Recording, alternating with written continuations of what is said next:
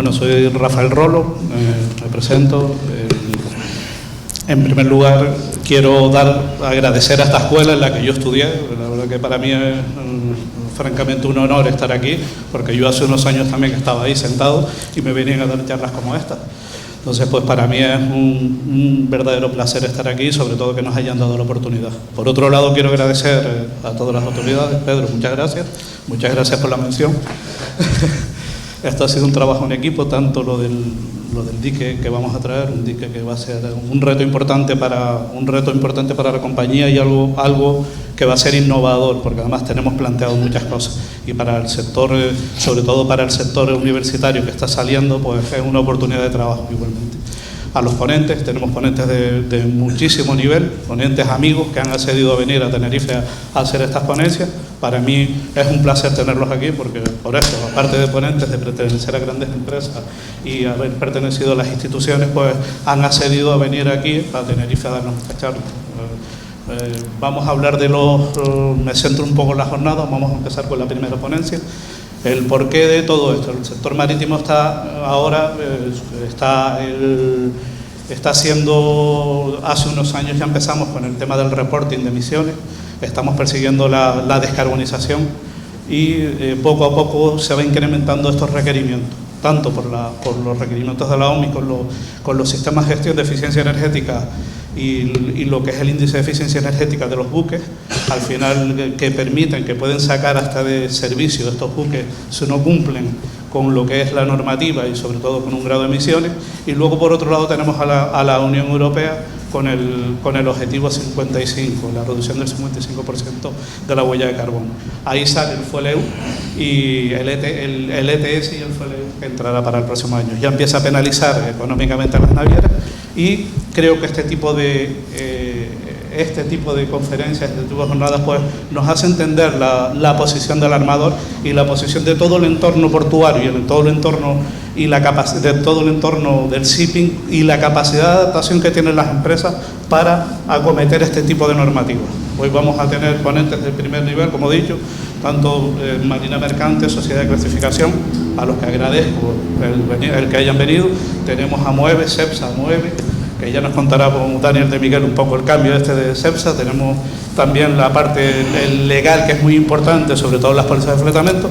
Y por último, también aquellas oportunidades, porque todo lo que conlleva la reducción de CO2 va paralelamente ligado en modificaciones, retrofitting y demás, pues se hablará sobre eso. Y luego, por último, tenemos un ponente, el último ponente nos hablará de un proyecto que se está cometiendo de electrificación de una embarcación menor, una lancha de práctico, para consumir electricidad, por el eléctrico con baterías. Entonces, el primer ponente, Rafael Rodríguez Valer, ex jefe de máquinas, doctor por la Universidad de Coruña, director general de la Marina Mercante, presidente de la Autoridad Portuaria de Ceuta,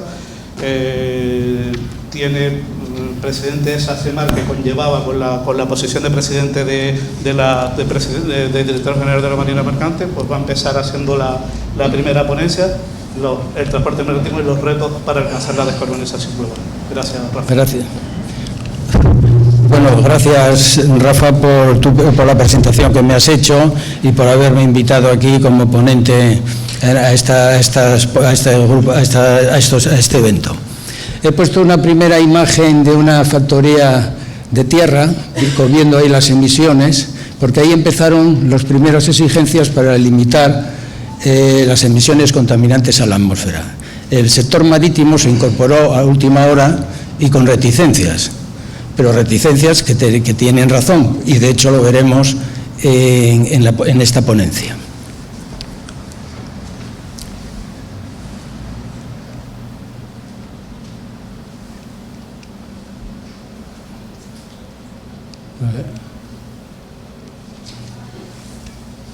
Esto no va bien, un poco.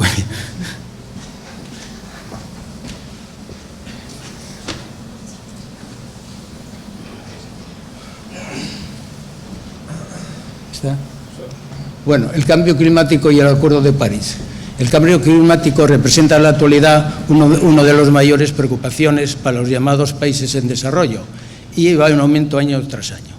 El Acuerdo de París del 2015 fue determinante para tomar cartas en el asunto, pues 195 países se aprobaron limitar el incremento de la temperatura de 2 grados centígrados hasta finales de siglo, con esfuerzos y continuando los esfuerzos para ver si es posible llegar a 1,5 grados centígrados. ¿Qué es la descarbonización? La descarbonización es un proceso de reducción de emisiones de carbono, sobre todo el dióxido de carbono, el CO2. Su objetivo es lograr una economía global con bajas emisiones que consiga la neutralidad climática a través de la transición energética. El ser humano, al quemar combustibles fósiles para incrementar su economía, ha incrementado el CO2, que es un gas de efecto invernadero que produce el calentamiento global, el aumento de temperatura y, por lo tanto, el cambio climático. Para conseguir las emisiones neutras y el cambio climático hay que ir a una transición energética, un cambio estructural que elimine el carbono en la producción de energía. La apuesta de Europa en liderar esta transición energética. En los últimos años Europa ha tomado es quien está impulsando de forma más decidida dicha transición energética. El Acuerdo Verde para los europeos, el European Green Deal, publicado a finales de 2019, es la estrategia de la Unión Europea para la neutralidad del carbono en 2050, sin dañar la economía de los sectores productivos, reducir a las más vulnerables. Para ello se establece un primer objetivo, reducir las emisiones al 55% con respecto a 1990. No debemos olvidar que la crisis del petróleo de 1973 es la que produce el impulso de las energías nucleares y de las energías renovables. No obstante, en las 2 últimas décadas, como consecuencia de la preocupación del cambio climático y de la sostenibilidad, estas energías han ido en aumento. Entre los combustibles, posibles alternativas al uso de los combustibles fósiles hay dos bien posicionados. Por un lado, el hidrógeno, que es el elemento más abundante en el universo. Cada año se producen más de 150 millones de toneladas de ese gas, sobre todo gracias al gas natural. Sin embargo, aquí hay un problema, que el coste ambiental de su generación es aproximadamente de 800 millones de toneladas de CO2.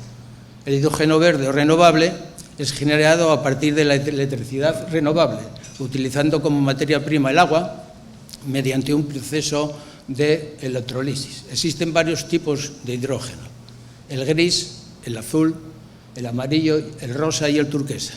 En la actualidad el gris es el más usado en España. Aproximadamente un 99% se produce a través del gas natural u otros hidrocarburos ligeros como metano o gases licuados.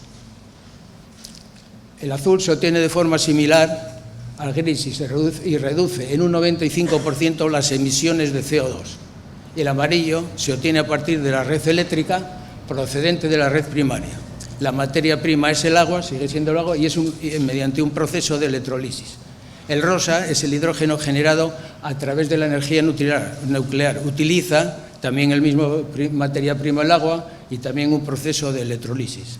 El turquesa es un hidrógeno generado a partir de la pirólisis del metano, que es la descomposición química de materia orgánica por el calor.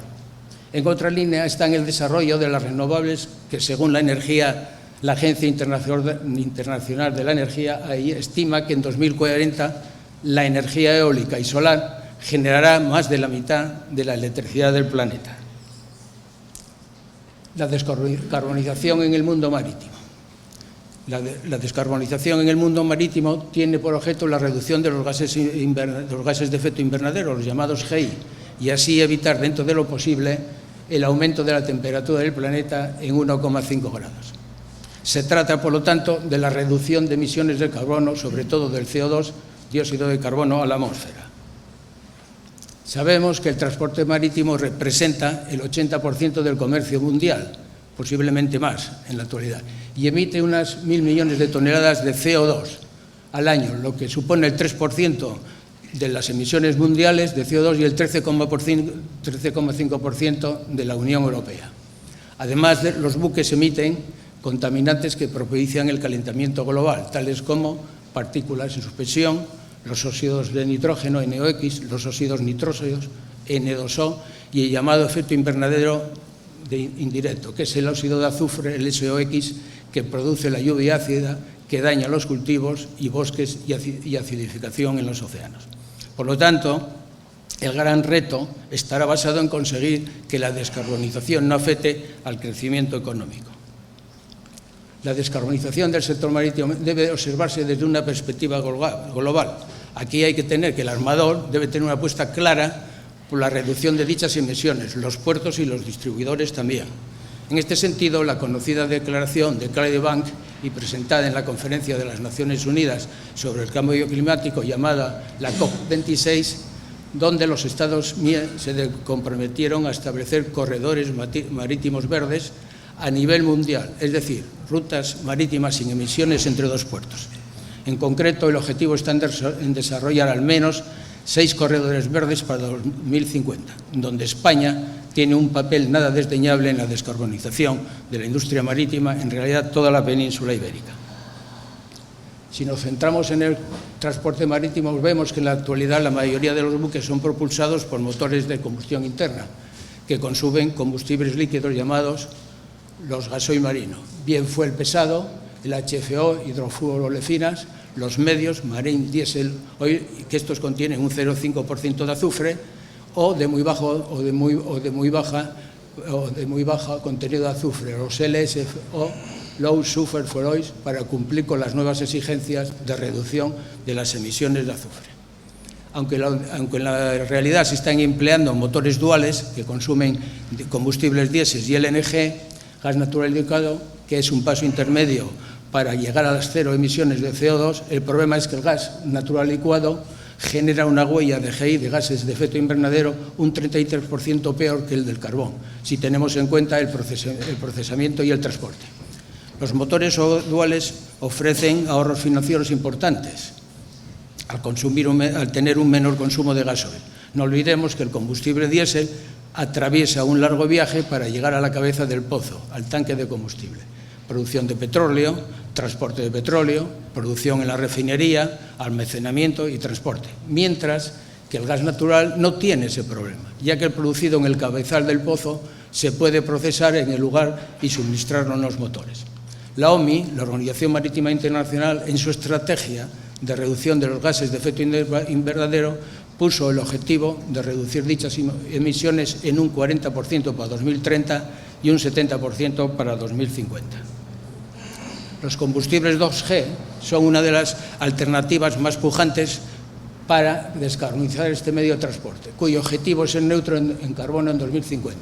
Los biocombustibles 2G, segunda generación, se fabrican a partir de residuos orgánicos, aceites usados de cocina, desechos agrícolas o ganaderos o biomasa forestal, que no deja de ser una manera de fomentar la economía circular. Estos biocombustibles son capaces de reducir la huella de carbono hasta un 90% respecto a los combustibles tradicionales. Además, se pueden consumir directamente en los motores de combustión interna sin necesidad de producir modificaciones o adaptaciones de dichas máquinas. En la actualidad, y aquí viene el problema, uno de los problemas, en la actualidad la capacidad de producir estos biocombustibles es de 11 millones de toneladas, equivalentes al petróleo, una cifra muy alejada de los 250 millones de toneladas que exige el abastecimiento marítimo mundial. La Comisión Europea ha planteado un paquete de medidas llamadas el Fit for 55, cuyo objetivo es reducir las emisiones contaminantes en las próximas décadas y alcanzar la neutralidad climática en 2050.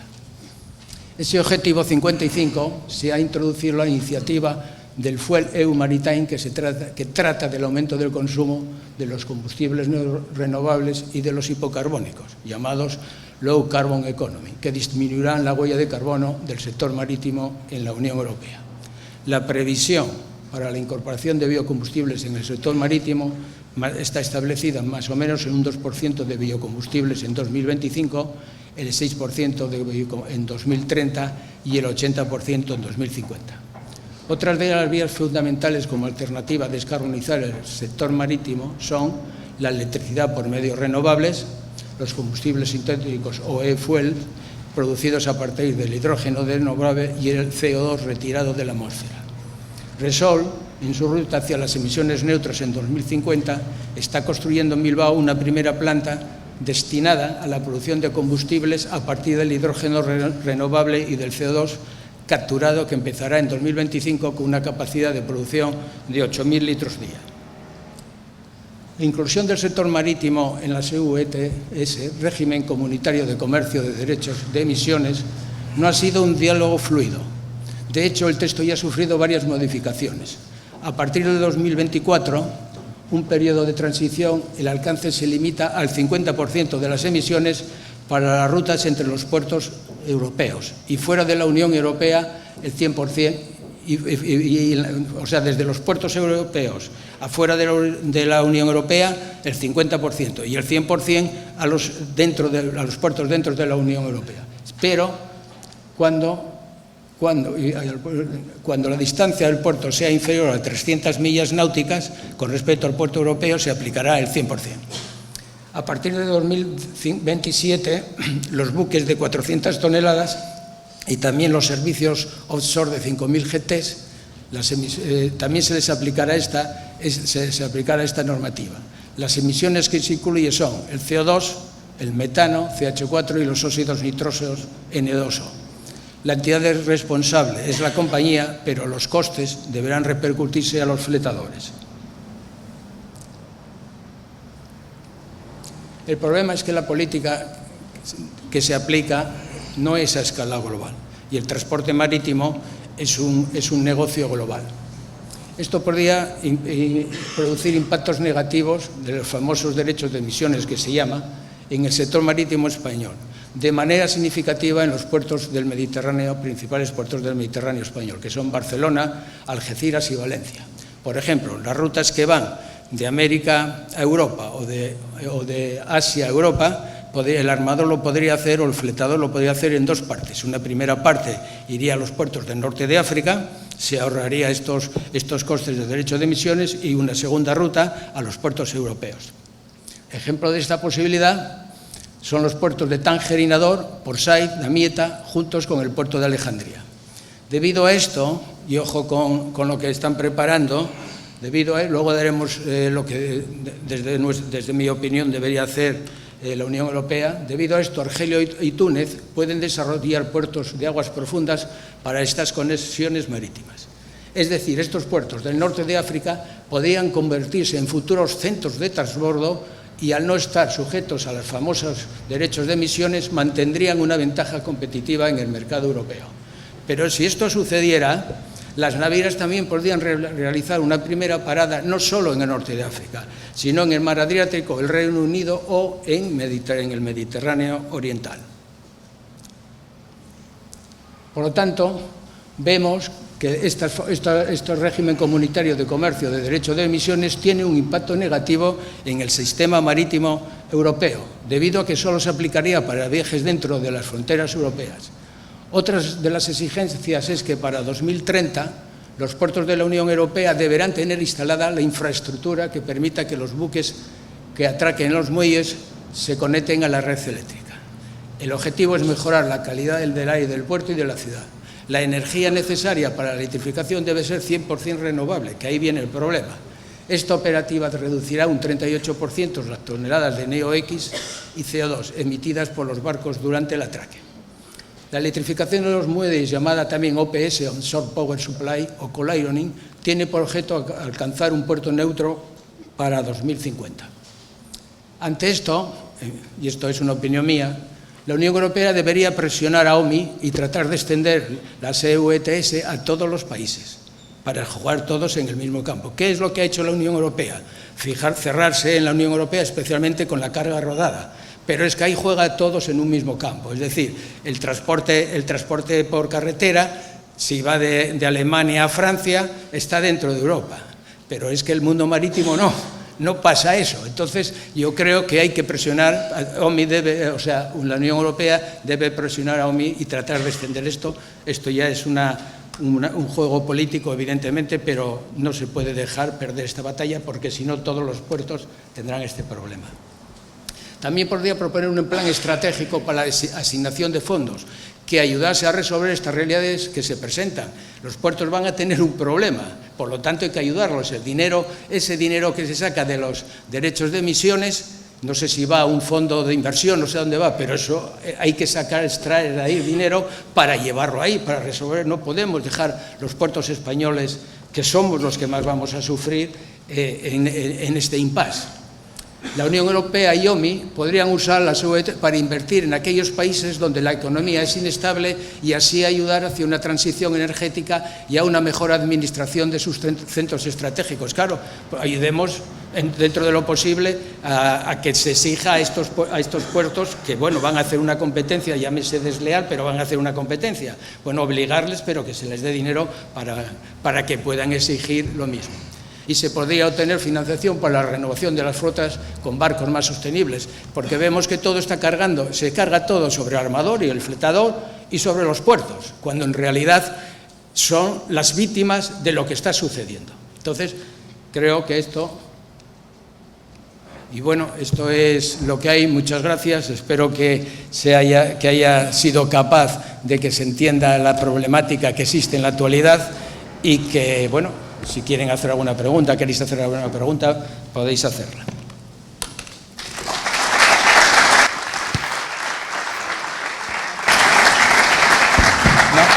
No me pasé, ¿no? Porque tenía 20 minutos. No, estás dentro del tiempo. Bueno, Rafael ha hecho un recorrido por todo lo que nos vamos a encontrar, ha hablado de normativa, ha hablado de los combustibles a futuro y ha hablado de cómo nos va a impactar a la Unión Europea toda esta nueva normativa. A lo largo de la jornada se desarrollará todos estos aspectos, un poquito más concretos. Yo no sé si alguien tiene alguna pregunta que hacer a Rafael o quiere hacer preguntas. ¿No? Yo sé que voy a hacer una pregunta, Rafa. Con respecto, hemos hablado de combustible, vemos que hay una tendencia de combustible. En el mundo de la aviación, por ejemplo, comparando, se ha optado por un combustible y hay uno. En el mundo marítimo hay muchísimos combustibles, se habla de gas natural como una energía de transición, como un combustible de transición, que está más que experimentado y está desarrollado, y hay muchos barcos ya consumiendo gas natural, inclusive hay medios de suministro. Luego hablamos de etanol, metanol, amoníaco, hablamos de un montón de combustibles y aparece el bio como una posible oportunidad, que Daniel de Miguel va a hablar hoy, va a hablar en su ponencia sobre este nuevo combustible o este combustible alternativo. ¿Qué piensas tú sobre la perspectiva 2050 y qué es lo que va a existir? Yo sé que la bolita mágica no existe y a día de hoy es difícil de considerar qué combustible sería, pero desde el punto de vista técnico, fiabilidad, suministros y demás, ¿crees que van a desaparecer los combustibles fósiles? ¿Cómo va a ser el panorama 2050? Sobre todo tu opinión es importante. ¿Por qué? Porque has estado en esos foros y demás. Quería saber un poco desde el punto de vista técnico qué opinión tendrías sobre todo esto. Bueno, esto es una opinión muy particular mía. Yo creo que como el sector marítimo se incorpora a última hora dentro de esta agenda 2030-2050, evidentemente lo coge entre dos aguas. Más luego hay que darse cuenta que el sector marítimo es muy poliédrico, es muy complejo. No es llevar coches de un lado para otro. En el sector marítimo influyen tipo de barcos, toneladas de propulsión, puertos, fletadores, es decir, hay un conglomerado de agentes que intervienen que hacen el sistema muy complejo. Más luego, un barco, la capacidad de un tanque de un coche no es la capacidad de un petrolero. Entonces, todo esto requiere muchas. Hemos dicho que se necesitaban 250 millones de toneladas de petróleo para conseguir el suministro de la flota mundial. En resumidas cuentas, yo creo que en el 2050 se seguirán consumiendo combustibles fósiles. El porcentaje no lo puedo decir, pero sí un porcentaje alto porque, claro, estamos en ciernes de lo que pueden ser muy bonito, pero lo máximo que producimos son 11 millones de toneladas, hasta los 250. Aquí todos queremos respirar aire puro, como tal. Yo creo que no va a ser fácil, porque luego hay otra aparte que hay aquí también influye la política, influye muchísimo, pero luego están las petroleras, los países productores del petróleo, que con consumir combustibles, bajar el precio y combustibles mucho más ligeros, donde los contaminantes sean prácticamente cero, sí pueden competir. Por eso yo creo que el dejar de consumir combustibles fósiles en el 2050 no llegará, y el porcentaje no lo puedo decir, pero será alto. Pues nada, por mi parte nada más. Muchas gracias, Rafael. Otro.